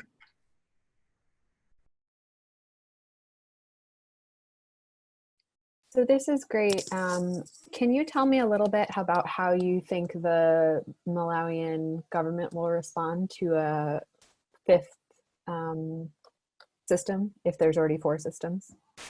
Yeah, thank you so much. We've actually already begun consultation with the Malawian system through one of our colleagues who's in Malawi. But I'd like to refer this question to Rakesh for answer. Rakesh, please. Sure. So James has already highlighted, we have already received a positive response from the Ministry of the Genders, and they are very excited, the things we are building. Our colleague has already existing agriculture referral systems inbuilt, and it's currently already being used. And right now, they think that we have potentials to do it again for health system. Do you anticipate any challenges with network and linking systems? So right now we are doing the SMS, IVR, and the USSD-based system. So there could be a challenges, but if you see, there are 8,000 HSA assistants deployed right now by the government, and those people will be trained to use the system to bring any person who does not have a mobile phone. How does the push sensitization work? So the push sensitizations, the governments will be informed. There are already existing NGOs working with the governments, and we're gonna hook on. We're gonna work along with them and gonna describe our services, which will be inbuilt into 3-to-1 services. Right now, VIAMO has reached 600,000 people using this service, and just for the COVID-19 in last 1 month. And we are very confident that our systems is gonna reach furthermore. So where are you in the prototyping? I mean, it's like something that you feel confident can be scalable. So I imagine you've done the prototyping. So I have myself built a similar COVID-19 system here in Canada. Yeah, thank you. Thank you.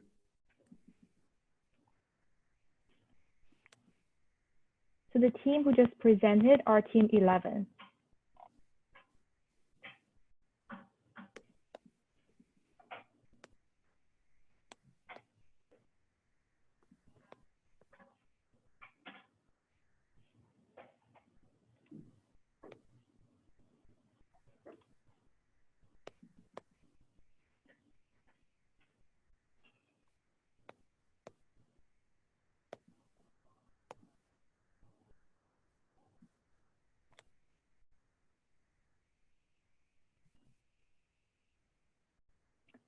Okay, let's move on to the next team. Next team to present is team 20, and after that will be team 15.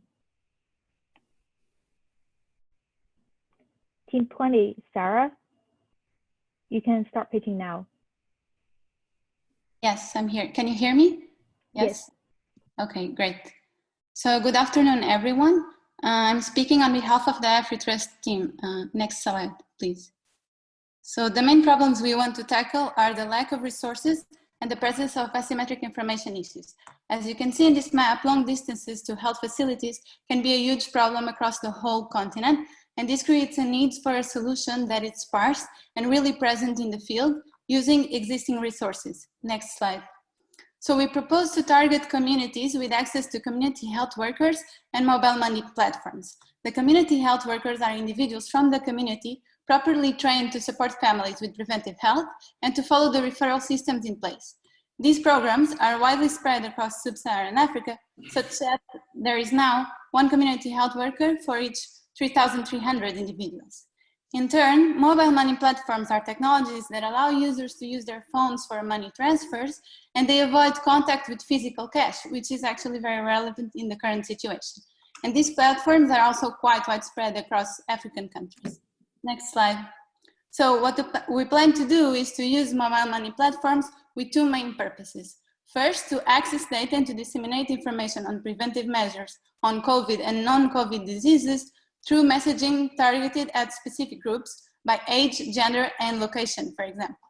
Second, we propose to adapt the rotation savings account system known as ROSCAS to create a COVID community fund. This consists in having members from the community contributing to a common fund that can be used to invest in goods for their own protection and treatment. These accounts also already exist, for example, in Mozambique, to finance agricultural activities. Using mobile money platforms to manage these accounts and making the fund publicly available can avoid corruption and generate trust for external partners to make contributions as well. And this is extremely important because it will leverage the resources initially invested by the community members, which is crucial for community engagement. Then, since the community health workers are properly trained, they can be in charge of the investment decisions. Imagine someone has a fever and the community health worker can evaluate whether this person needs to seek care in a healthcare facility. If so, the transportation cost can be covered by the community fund. Also very important, to keep the health workers motivated, we propose a system of national recognition through certificates, which is also very cheap to implement. So this said, we propose a system of ensuring healthcare access for everyone in rural and urban areas that generates trust for every agent involved, from the community members to the external donors. Next slide, please. So as next steps, we need to engage communities and contact external partners. And namely, most of us are part of the Nova Africa Research Center that already collaborates with mobile money platforms and communities, particularly in Portuguese-speaking countries. The time is up. Great. So quickly, just on the interoperability of the money system, maybe you focus with one country that, you know, like for example, in Kenya, M-Pesa is well known, but there's other places where, you know, it's not as developed and the system don't communicate the mobile payment. So just to understand how you address that. So I believe our first approach is to focus on countries where mobile money is used by most of the population, like you said, Kenya, for example, and there are other countries where the system works well. So we would first try to target these communities. Thank you. What sorry, go ahead. Go ahead. No, I was just going to ask, so if I'm understanding it, the community puts in the response funds, how do you kind of account for communities that have more resources than others getting separate care? So I believe one way to do this is to give incentives and create incentives mechanisms for people to contribute, and then communities that contribute more to the fund will, so communities will start engaging in the process, and they will manage to get resources to tackle the issues themselves with their own resources, which also protects them from the lack of support from governmental institutions. Well, and I really like the idea of people pooling their resources. I'm just thinking, what if the community is hit pretty hard but doesn't have a lot of resources? What happens then? Well, then maybe we can, so the community health workers can also report on this issue, and then maybe other communities can interact if they have more than others. And time is up. That makes sense. Thanks. Thank you very much. So the teams that I just presented are Team 20.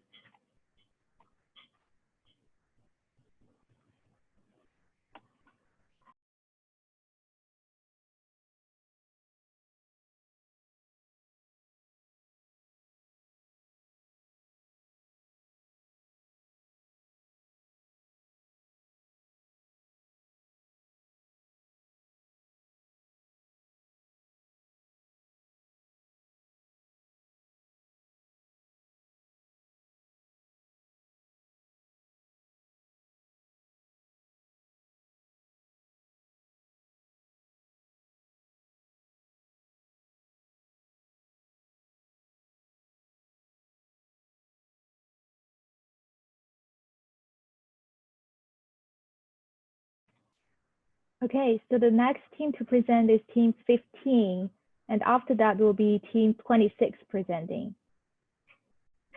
Alex, you can present. I'm Josh, but I'll go ahead and start. Yep. Great. All right.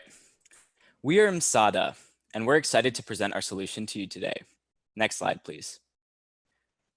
Let's start by taking a look at Judith's experience. Currently in Africa, in the midst of the pandemic, if Judith feels feverish, she'll go to a health facility with long lines, pay out of pocket, potentially pushing her below the poverty line.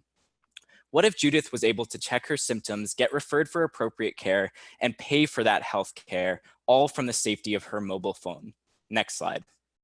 We are a group of friends with interdisciplinary backgrounds spanning business, software, and health. We are partnering with Farm Access Foundation, an organization with health programs across Africa, to build our solution. Next slide. MSADA fills a critical gap in the lack of screening tools required for appropriate referral and necessary care. With our text-based tool, we offer an ecosystem solution, bridging case identification to referral systems to payment. Next slide. Our two-way daily SMS tool identifies patients that have symptoms and offers educational messages to those that do not. Next slide. All SMS respondents will be categorized by risk level. This data is then captured in Farm Access's central database, Care Analytics. Appropriate referral action for each risk level will then be triggered at the facility level. These levels are adapted from medically vetted systems already deployed in India. Next slide. Our solution innovatively targets MTBA, a mobile health wallet that allows users to save and spend on quality assured healthcare using funds from their M-Pesa wallet, the widely adopted mobile money platform. Our solution is competitive as it targets all mobile phone users in Kenya. Next slide. We will be conducting an implementation use case within the already existing Mom Care program in Kenya. Mom Care uses MTBA to offer comprehensive perinatal care to 8,500 mothers across 25 facilities in 3 Kenyan cities. Next slide. By piloting within Mom Care, our solution will be tested.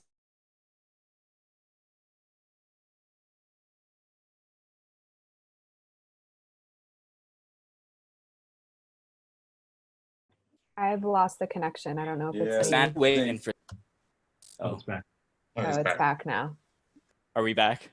Okay. Yes, we lost you for a minute. I can start from. Just continue with Mom Care. With Mom Care? Okay. So we'll take advantage of this two-way SMS infrastructure that's used in Mom Care before building out the USSD system that is used in MTBA and M-Pesa. Next slide.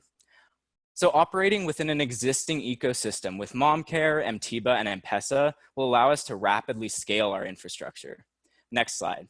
And we recognize solutions to the challenges that might emerge regarding the adoption, implementation, and localization of our tool. But our partnerships will enable nimble on-the-ground problem solving. Next slide. Ultimately, by integrating seamlessly into mobile money systems, this tool offers impact, feasibility, sustainability, and scalability. MSADA is the clear next step for a rapid, integrated, and accessible response to COVID-19 in Kenya, and ultimately Africa. Next slide. Your time is up. Thank you. So is this something that's already been, great. Go ahead.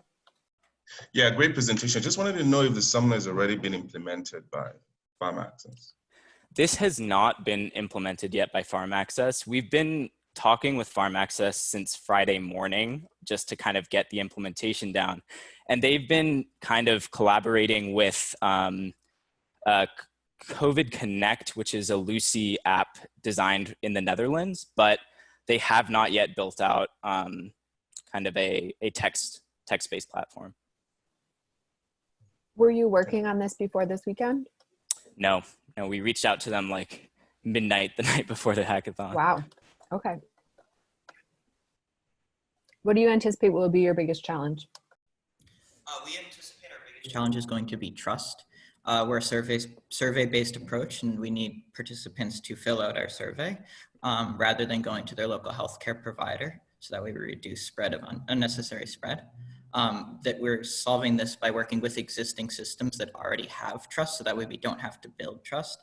MTBA and M-Pesa are already widely used, and we're going to eventually use an USSD protocol, so that way those who are filling out our survey know that they will not be charged to fill out the survey.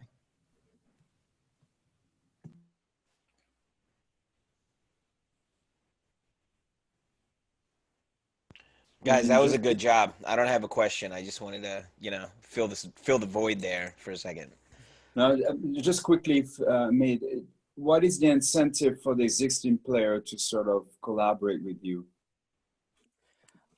So Farm Access is working right now to try to think around COVID, but I don't think they've gotten the capacity or the kind of push to do that. So when we reached out, it was actually at a moment where they had been thinking about how to do something around this, but hadn't yet kind of moved towards implementation or idea formulation. So I think we caught them at the right time. Thank you. Thank you.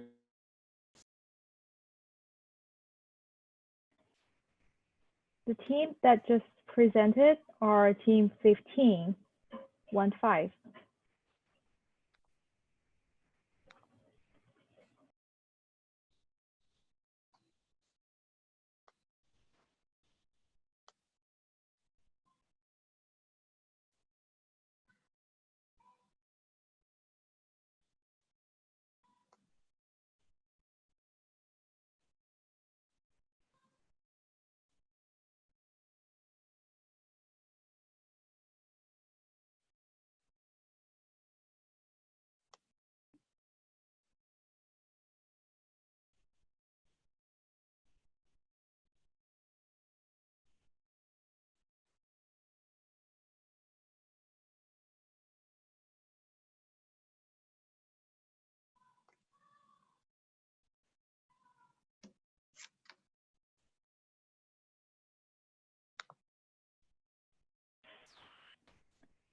Okay, the next team to present is team 26, and after that, there will be team 27 presenting.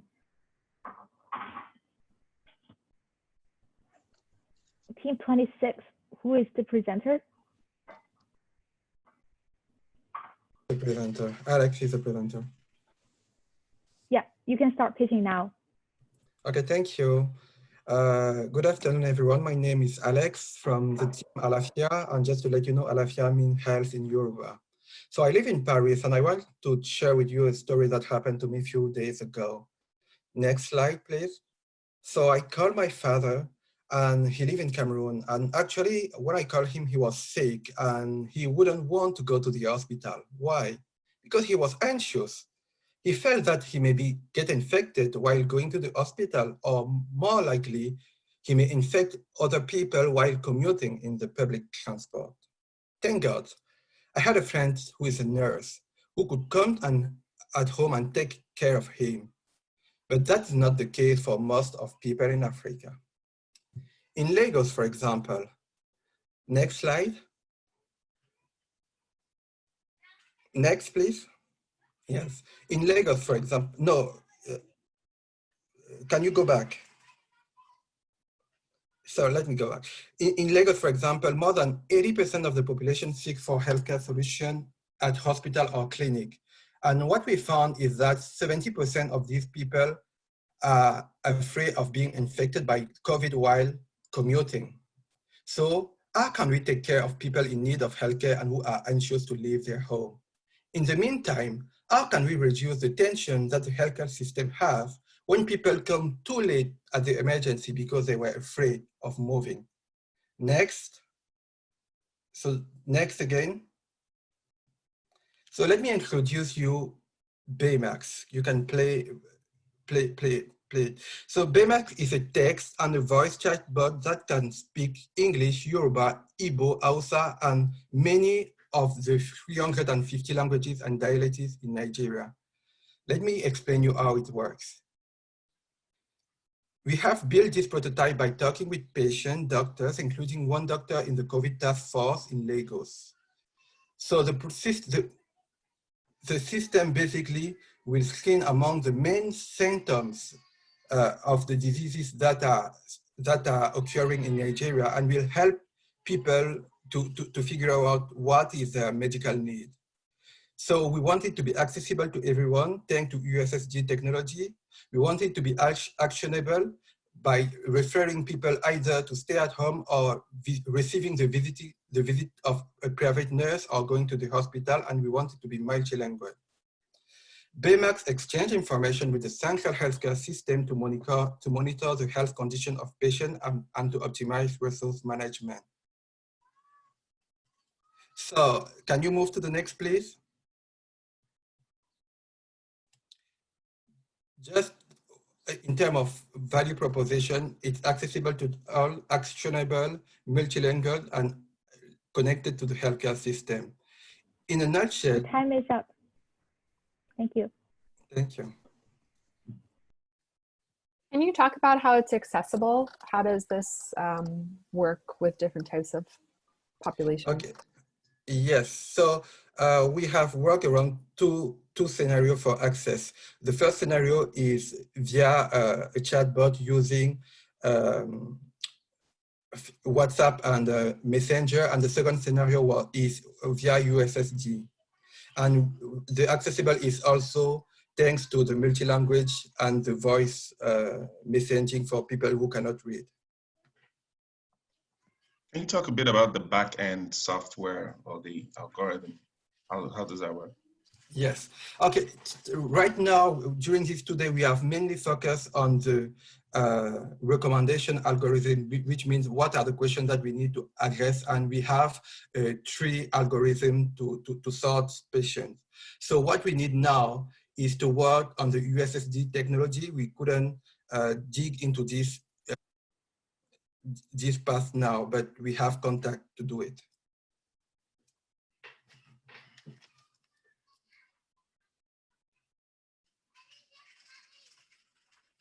Any other question?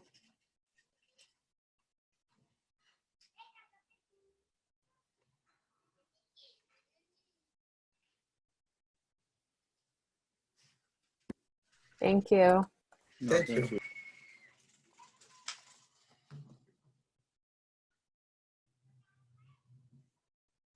Thank you. The team that just presented are team 26.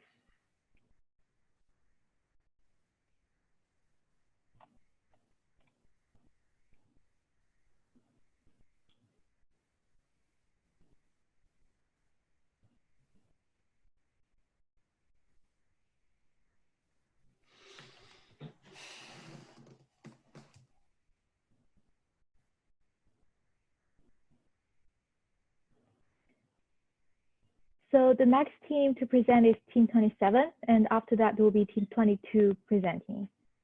So team 27, Rhea, are you ready to present? Yes. Can everyone hear me? Yes. Okay. Hi, my name is Rhea, and I'll be representing our team Checkup. We have Banu, who is a neurologist from Connecticut. Edgar is a software architect from Nigeria. Jainam is a biomedical engineering student from Uganda. Jesse is a mechatronics engineer from Zimbabwe. Muketsi is an entrepreneur from Botswana. I'm a pre-med student from Texas, and Yassine is a software engineer from Zambia. Next slide. To begin with, we realize that there's a tremendous shortage of physicians in relation to the population of Southern African countries. As you can see, the physician-to-patient ratio is extremely low. Moreover, the unemployment rates in Southern African countries are extremely high, with an average of 18.2%. The worsening of the COVID-19 pandemic will weaken this already unsustainable system. Next slide. Currently, if a patient is symptomatic, they can call a health center. However, there may only be one health center in the entire country, depending on where they live. These issues lead to delayed healthcare, complications, and possibly even death. Next slide. Our proposal is a 4-step telehealth system. We factored limited access to adequate Wi-Fi and smartphones. It starts with a COVID-19 screening and leads to provider consultation. After the completion of the form, we would like to use current unemployed workers who can easily be trained to triage the responses and assign up the patient to either a mid-level provider or a physician. Next slide. Our process starts with a self-screening form, which can be done with internet using Google Forms or without internet using USSD automated response. Either way, patients are screened on symptoms, any known exposure, pre-existing medical conditions, and travel. They are then given a risk score, allowing them to choose whether they would like a consultation. This is an option as many may decline the televisit due to costs. Next slide. During the televisit, the provider will assess the patient and determine the best course of action. To serve patients who do not have access to internet, we plan on using existing post offices in rural areas as a hotspot and device hub. Furthermore, our EHR systems will allow providers to refer patients to appropriate healthcare facilities. Next slide. In conclusion, we would like to use the existing unemployed population to help implement a telehealth system. They can be employed by triaging the COVID-19 screening. Moreover, we have overcome the technological obstacles, extending healthcare to more remote populations. Essentially, our system would decrease the unemployment rate and increase access to healthcare in rural areas. Thank you.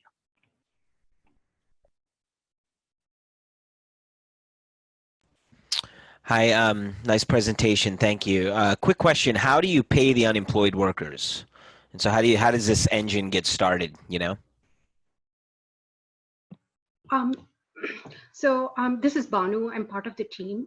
So we want to partnership with government and private sectors and start pulling in immediately for grant money and start paying wages for these unemployed workers. And even though it is some level of money involved, but currently this segment of population is unemployed, so we can start with minimum wages, and training should be fairly simple, so the implementation cost we expect is to be fairly low. I think that I like the idea of utilizing the unemployment, particularly with the economic impacts of COVID, but training and scaling a cadre of community health workers rather than using existing systems, do you think that would present scalability problems? So it may take some time, especially in the COVID related situation. But once we start training a group of villagers, say even 10 healthcare workers into the system, it becomes more sustainable system, and the same healthcare provider can train another 10 more. So it is a sustainable system where we just paid forward from one to another, and we multiply the process within the area and extend it regionally, starting with the village. Do you anticipate any challenges with the hotspot in the community management? I'm sorry, can you repeat the question, please? Do you anticipate any challenges with the hotspot for those that don't have it? Yes. So I think we would experience internet connectivity could be low, and also community. The patients who are sick, they may have difficulty accessing these hotspots, or they may be reluctant to use.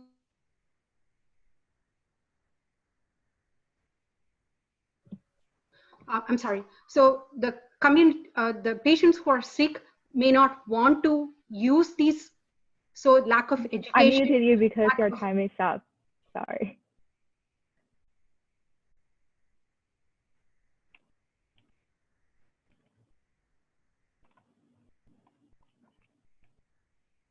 All right, the team who just presented are team 27.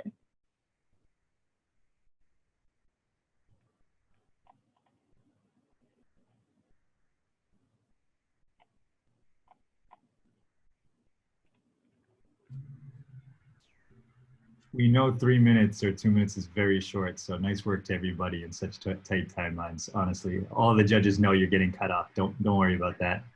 Completely agree. I was actually just thinking how you guys have been able to get a lot of information in there. Yeah.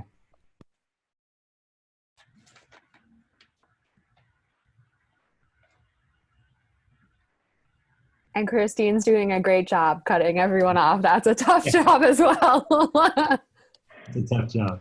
We did ask her to do that, by the way. So. All right, let's move on to our last team to pitch, team 22. Rashida, are you ready to pitch now? Yeah, ready. Great.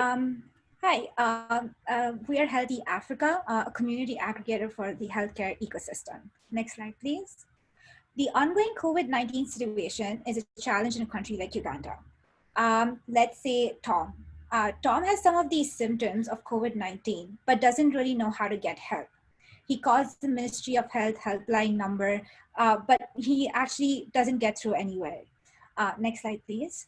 He then decides that he should go to the nearest healthcare facility and spends 4 hours trying to get there, especially in this whole lockdown situation. And again, when he's there, he waits for 2 hours and still doesn't get to see a doctor. Next slide. That's where Healthy Africa comes in. We are bridging the community healthcare providers, including frontline workers, such as pharmacists, clinical officers, and other community workers, along with the formal health system of physicians and specialists. Next slide, please. All Tom has to do now is use our platform in whichever language he chooses, either through his smartphone or through his feature phone, enters his symptoms and locations, and the nearest available frontline worker can triage him according to the severity of his symptoms over our platform. Tom has now reduced his time in receiving care from 8 hours to 45 minutes and has helped in decongesting the already strained physician network. Next slide, please. Our target market is the mobile internet users of Uganda, which is a population of 17 million and growing at a rate of 3% per year. Also, we hope to capture 2% of this market in our initial traction. Next slide, please. Our competitive advantage is that we're engaging the already existing community healthcare workers and decongesting healthcare systems. Next slide, please. We're hoping that we can monetize our platform through commissions per referral, advertisements to our telecom partners, and also we're also looking into if we can de-identify this data and source our backend to pharmaceutical companies that are working in clinical trials in the COVID-19 landscape and other government agencies. Next slide, please. How we're making a difference is that we're enabling rapid response and facilitating disease monitoring and surveillance. And we're doing that through improving accessibility, through knowledge transfer and community engagement. Next slide, please. Our team, we have a broad experience as frontline workers. We have a frontline worker on our team, and we also have a broad experience in building and commercializing technologies, healthcare technologies in East Africa. Thank you. Time is up. Yeah, thank you.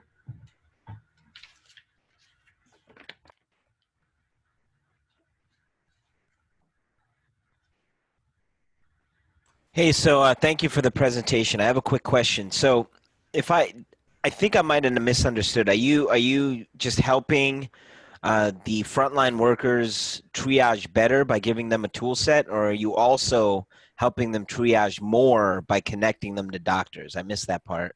Yeah, I think it's the latter. We're helping them also connect to, so according to the severity of the symptoms, they could either be, if it's a minor ailment, it could be a pharmacist who's helping. If not, then, triage it to further, to the next level.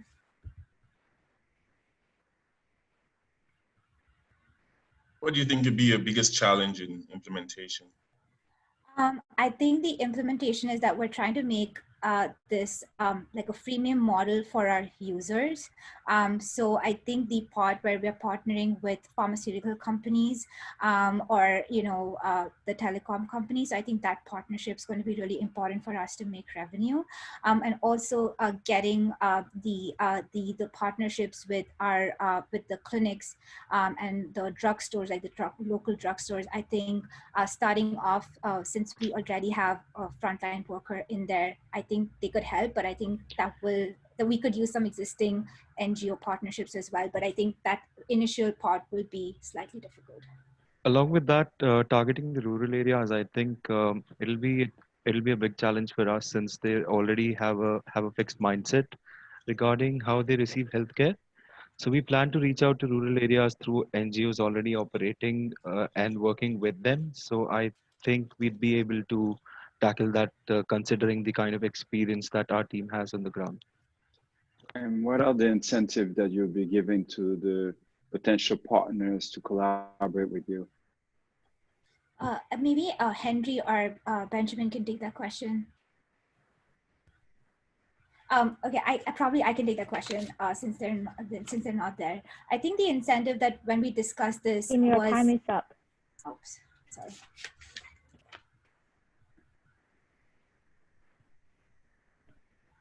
All right. I think that's the end of all of our presentation today. Could we move on to the next page? Sorry, Christine. Yeah. I just sent you a message. There's a question in the chat from a participant. Yeah, so we do have one team that submitted late. They submitted at 12 p.m. So I'm wondering, like, it's up to the judges' call. Do you have time for another page, or do you think we can stop here? Oh, okay. I think out of fairness to everyone else who submitted on time, we should probably stop it there, because the deadline was at 10:30. Yeah, I'm sorry, but we definitely thank you, team, for all of your efforts that you put during this hackathon. And that's the end of our pitch today. Congratulations, everyone. And let's just give ourselves, give the judges, give all of the participants a great applause. Thank you very much. Great work, everyone. Great job, everyone. Really nice presentation. It's fantastic. I agree. Very, very impressive in such a short period of time. Yeah. Wish you all the best. Yeah, all the best. Thank you for doing this. Thank you. The next step, the judges, please stay online and I will get you to the breakout room for deliberations. And participants, you could head to the award ceremony at 3 p.m. Eastern Time, following the link here, or you could find the link in our Slack channel. Thank you very much. Thank you.